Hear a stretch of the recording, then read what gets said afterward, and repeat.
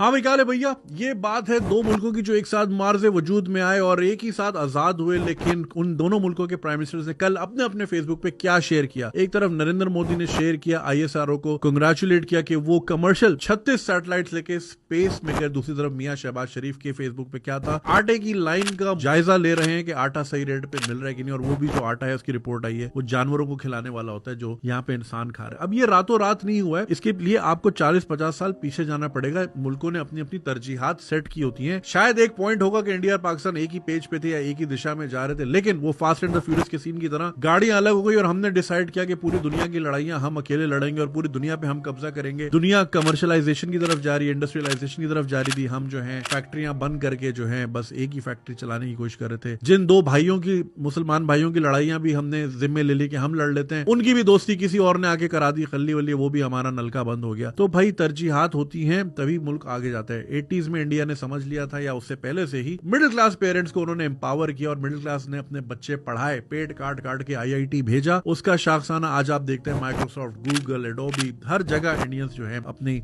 कामयाबी का झंडा मनवा रहे हैं। चंद्रयान 2 जब 3 साल पहले क्रैश हुआ था तो पाकिस्तानियों ने तो इतनी खुशियां मनाई थी जैसे अल्हम्दुलिल्लाह हमारी तो मार्स में पहले से निश्तर कॉलोनी बनी हुई है और हम वहां पहले से ही रह रहे हैं। मैंने उस वक्त भी ये कहा था कि भाई आज फटा है कल उड़ जाएगा। जैसे इलॉन मस्क की आपने वीडियो देखी होगी ना कि वो रिवर्स लैंडिंग करते हुए उसके 30-32 उसके एक्सपेरिमेंट फेल हुए थे, लेकिन 33वें पे लैंडिंग हो गई और अब वो स्पेस टेक्नोलॉजी में दुनिया में कहां से कहां है। तो भाई कोशिश तो कम से कम कर रहे हैं। Trying and failing is better than failing to try. हम सिर्फ हवा में बातें उड़ा रहे हैं और हमारा स्पेस से जो लेना देना है वो अब आटे दाल चीनी की बात यहां आ गई कि एक रोटी से दूसरी रोटी का स्पेस बढ़ता जा रहा है। दुनिया स्पेस रेस में कहां से कहां निकल गई है। जब भी गुर्बत की बात करते हैं हमेशा कहते हैं इथोपिया हो गया मुल्क। अरे भाई अभी इथोपिया का मैंने चेक किया, उनका जो बेर है, जो उनकी करेंसी, 5 रुपए का एक बेर आता है। हम इथोपिया से भी 5 गुना पीछे चले गए, केनिया से भी 2.5 गुना पीछे हैं, अफगानिस्तान से भी पीछे है। तो भाई देखे खाली ढोल सिर्फ शोर करता है और हमने सिर्फ शोर किया है पिछले 40-50 सालों में। बातें हमारी पूरी हैं, हम दुनिया में सबसे ग्रेट हैं, हमने पूरी दुनिया फतह करनी थी। पता नहीं फतह करके करना क्या था, लोड शेडिंग करनी थी वहां पे, तालीम बिल्कुल बच्चे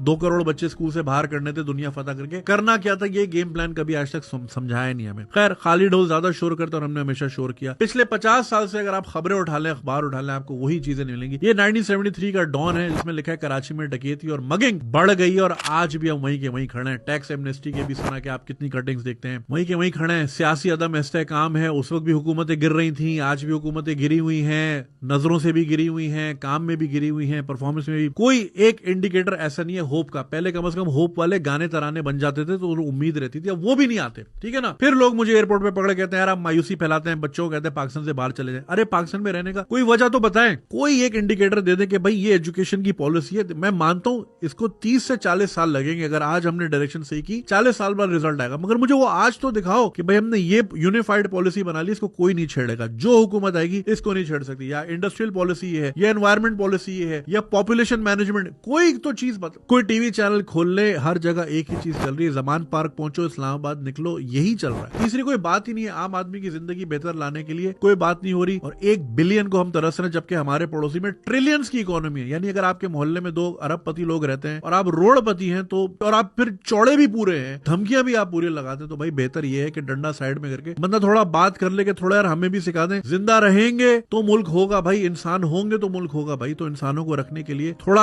एहतमाम करने की जरूरत है कि हम जरा बात करें, सीखें कैसे कर रहे हैं, हम भी 2-4 पैसे कमा ले, हमारी आवाम भी थोड़ी सी इज्जत की जिंदगी गुजारने लग जाए। लेकिन शायद वही वाली बात है, प्रायोरिटीज हमें ना पहले समझ आई थी ना शायद अब समझ आ रही है। कंग्रेचुलेशन टू इंडिया भाई, उनका आज स्पेस में 36 ले गया, कल को 350 ले जाएगा। क्या ही करेंगे भाई, ठीक है। जन्नत तक तो नहीं जाएगा ना, जन्नत तक तो हम जाएंगे भाई, यही कमेंट आ रहे होंगे नीचे खल्ली वल्ली।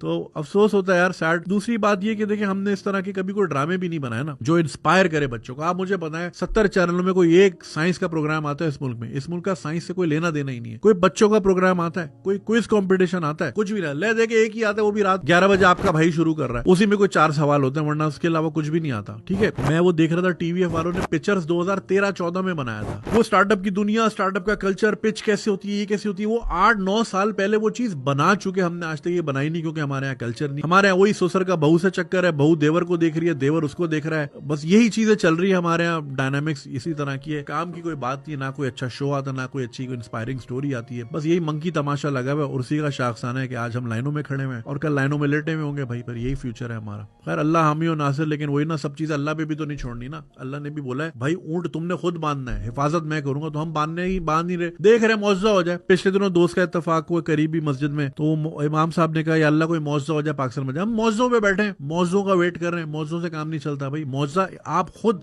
एक मुआवजा है भाई, अल्लाह ताला ने आपको जिस्म दिया, जान दी, अकल दी, ये किसी मुआवजे से कम है क्या? इसको इस्तेमाल करके चलाना है, उससे पैसा कमाना है, ये मुआवजा है। ऊपर से मन्नो सलवा नहीं आएगा भाई अभी। मगर ये अभी तक हमारा एक बहुत बड़ा तबका मन्नो सलवा का वेट कर रहा है, तो करते रहिए भाई। फिर कमेंट कर लिए, गालियां दे दे मोदी को, क्या मोदी का क्या उखड़ जाएगा? उसके तो पहुंच गई सैटेलाइट, 150 और 200 मिलियन डॉलर कमा लिया उसके मुल्क में, हल्ली वल्ली। हम 1 बिलियन को 24 करोड़ इधर उधर मारे फिर रहे हैं। और सबका इकोनॉमिक प्लान यही है कि ओवरसीज कुछ भेजेगा, यानी पहले हमने यहाँ पे कोई अपॉर्चुनिटी नहीं देनी, यहाँ से बंदे भगाने